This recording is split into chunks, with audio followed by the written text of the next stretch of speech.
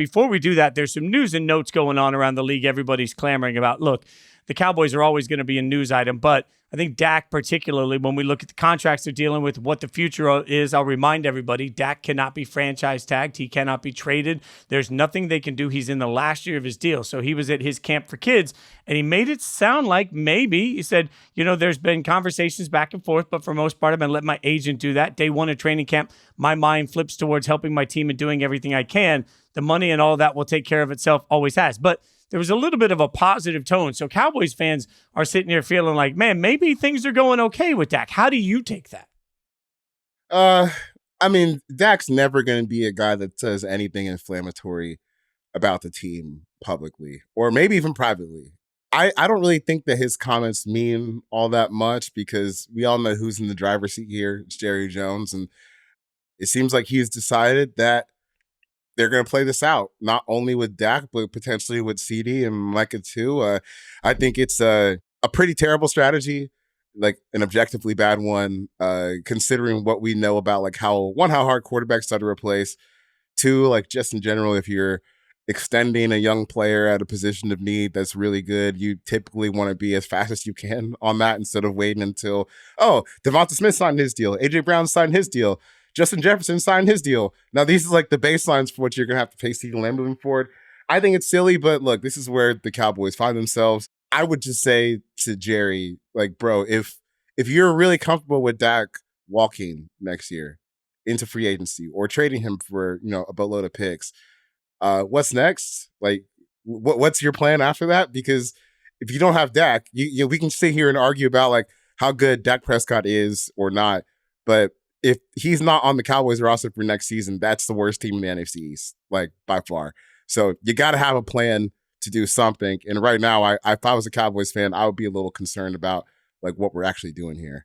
I think 99% of the time, we have to remember that the team holds all the leverage because of the franchise tag. Why this is different is because if Jerry just wants to let it go and let God, he's got to remember, he can't actually force Dak to stay here. And that's so rare in today's NFL because that contract has stipulations. Dak really controls his own destiny. So even if Jerry's like, you know what, you want to go date other people? I'm good with that. He's got to understand that once that happens, he may not be able to take it back. That's why I'm more and more convinced that Dak Prescott is not going to be the Cowboys quarterback next year. Not because he's not very good. The Cowboys showed you they don't care about the running game this year, so they're going to win games this year the way they won last year, which is behind Dak, who was, by the way, second in MVP voting for much of the season, right? So you're going to have this great regular season. Who knows what happens in the playoffs? Who cares? If you're a team like the Raiders that's sitting here taking on Patrick Mahomes and you're drafting yet again, you got Aiden O'Connell and Gardner Minshew. You got no hope at quarterback long-term right now. And you find yourself going into next offseason saying, how do you beat Patrick Mahomes if your best option is a bad rookie draft class or Gardner AOC? The answer to that is you back up the Brinks truck. I'm telling you, I am convinced Mark Davis, and it only takes one, Mark Davis will turn the Brinks truck around and say, you know what? I'll make you the highest paid quarterback in football. I'll guarantee as much as you need to because I'm just tired of not having the most important position in sports handled. I don't think there's any way that Jerry can compete with that when he starts getting the love from everywhere else. Yeah, I don't really know. I just don't understand what's going on here. Like you tell most teams, I'll give you a three-player core of Dak Prescott, CeeDee Lamb, Micah Parsons. You're like, dude, we might be able to build like a Super Bowl winning team if we can put like the right pieces around them. So, like I do understand like as just someone who is a fan of Dak Prescott, thinks Dak Prescott's a very, very good quarterback.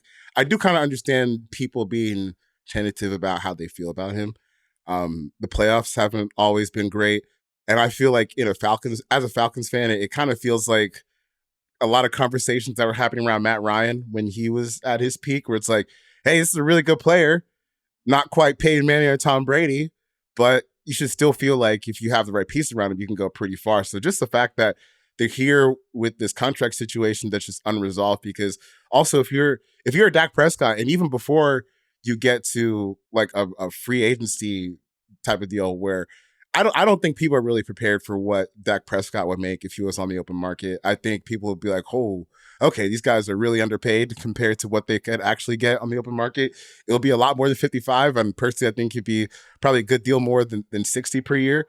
But if you're Dak Prescott and you're going to negotiations with the Cowboys, you're like, I'm not gonna get paid less than Jared Goff, or I gotta start around where Joe Burrow is. You're just putting yourself in such a bad spot. You're hamstringing yourself financially. But like I said before, this is, for whatever reason, the path the Cowboys have chosen for themselves. I think it makes no sense. Even if Dak, God forbid, were to get hurt, he's still going to get paid by somebody. Like, that's the inevitability. There's just too much need out there at this position. And I understand everybody says, well, what about the playoffs? You know what sucks more than being bad in the playoffs? Not making them. And there's a ton of teams out there that aren't even sniffing the playoffs. So you'll take 17, eventually 18 games of great play if it gets you into the playoffs, because at least that puts you closer to getting the dance. You got a chance. You got no chance if you're walking into the season with some of the quarterbacks we see around the league right now. Yeah, and it's not even just, like, I think the Raiders would be a good fit for teams that probably feel like they're like a quarterback away, but it's even beyond that. Depending on what happens with Will Levis and the Titans, depending on what happens with Bryce Young and the Panthers, like, there will be suitors. So it's not like Dak won't have options, which again to me would make me want to get the deal done even faster, because let's say you have one of these like NBA type situations where Dak hits free agency, but like, oh, I'm still willing to negotiate with my previous team and potentially sign a deal. Okay, well, now, we're dealing with negotiations from 3 other teams who want to pay him $65 million a year, and that might not be in our budget, but 55 probably is, and that can be yours if you get it done right now. Isn't that sort of why Parsons has got to be laughing to the bank too? Because, like, look, he knows he's still got a couple of years. He's like, look, you want to just keep watching the money that goes to pass rushers? Fine, it'll cost you in the end. You don't want to do it for me now. Then when you do it for me, you aren't going to get a hometown discount. Like, I want to get every damn dollar I can get. Oh yeah, hometown discount. That's a made up term that fans may want to use to make themselves feel better. I literally cannot think the last time like a player really took like a real deal hometown discount. I just don't think it really happens like that anymore. But if you're Micah Parsons, like, yeah, you're shooting for $30+ million a year. If you're CeeDee Lamb, you're probably shooting for $32 million a year. If you're Dak Prescott, you're shooting for $55+ million a year. It gets really, really expensive really fast. We just saw it with we saw like an example of this with the Jaguars recently, where you kind of waffle and drag your feet on the Josh Allen extension. He goes out, has a career year, and now, oh wait, we need to get Calvin Ridley and Josh Allen done. And now, obviously, you opt to sign Josh Allen because he's an elite player at his position, but you have to franchise tag him in the process. And now Calvin Ridley has walked off to a division rival. You have an example, Dallas, of what can go wrong when you drag your feet right in front of you. It's already happened. You don't even have to go through it, which is another reason why I'm just confused at why they're here. But yeah, if I was CeeDee, Micah, Dak, there's no hometown discount, because you only get one chance to make this really, this kind of money in your career. Maybe Micah or CeeDee will have it, 2 more times. But for Dak, this is probably it. So you got to take it while you can get it. You're not going to be able to make this money when you're in your 40s plus. So you got to do it now. Why not? Did you see the news on Josh Allen that he has changed his jersey to Josh Hines-Allen? Right. And it's amazing because he's honoring his biological family. Apparently, I didn't know he has a ton of family members that play professionally in other leagues. So I didn't know Hines and Allen all combined. But let's be honest, like, for anyone that doesn't know, if you join SAG after the Actors Union, if somebody else already has your name, even if it's your name, you can't register it in the union. So like, if there's another Charles McDonald that's already an actor, you can't become Charles McDonald. You'd have to become something else. And so I think that there's a little bit of this. Like, imagine being one of the best in the NFL at your position, and you're still the other Josh Allen. On behalf of all of us that have had to say the other Josh Allen for years, I appreciate the Hines-Allen hyphenation. Yeah, I mean, his sister's she's a champion, WNBA champion, and has some other accolades to her names in terms of basketball. Just ain't no shame in wanting to go like that, even if it's for union reasons. But I thought that was pretty cool, because yesterday when he announced it, I got to learn a whole lot about his family that I did not know before. Like, wow, you guys got some real deal athletes here. Makes a lot more sense that one of you guys might have popped out to be an all-pro NFL edge rusher. All of a sudden, it's just like, bam, that happened. All right, so give me in your mind, yes or no here. Dak Prescott, a Cowboy next year. I say no. I'll go yes, because they will look out into the wasteland and realize that no one is coming to save them. CeeDee Lamb gets a mega deal for next year. Yes or no? Yes, but not from the Cowboys. Ooh, you think he goes somewhere else? I think they pick 2 to 3. I think he's the odd man out. Okay. Wow. All right. That means you think Parsons is getting a massive deal done. Yeah, no matter how crazy the boy is, you can't let that go. That's the best defensive player in football. You know, you got to keep that around, scheme proof. But it would be tough to pay all 3.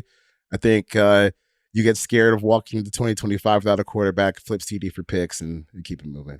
Yeah. So for me, I think simply because they can franchise. So I say no to Dak. He's going to go somewhere else. They have so many rights on CeeDee. I wouldn't be surprised at all if they franchise CeeDee and they get Micah done first, right? You franchise CeeDee, get Micah done early so you miss more of the pass rushers. You franchise CeeDee and then you put it all off another year, but that is not going to make him happy at all, right? Like, no. And I realize people will be like, well, the franchise tag for a wide receiver is $26 million. Okay, who cares? If he has the chance to go out and get $150 million fully guaranteed, or he has the chance to get $25 million fully guaranteed, he'd rather have more. Yeah. More is always better if you can get it, especially in a position where your body dies every time you participate in it. More is always better.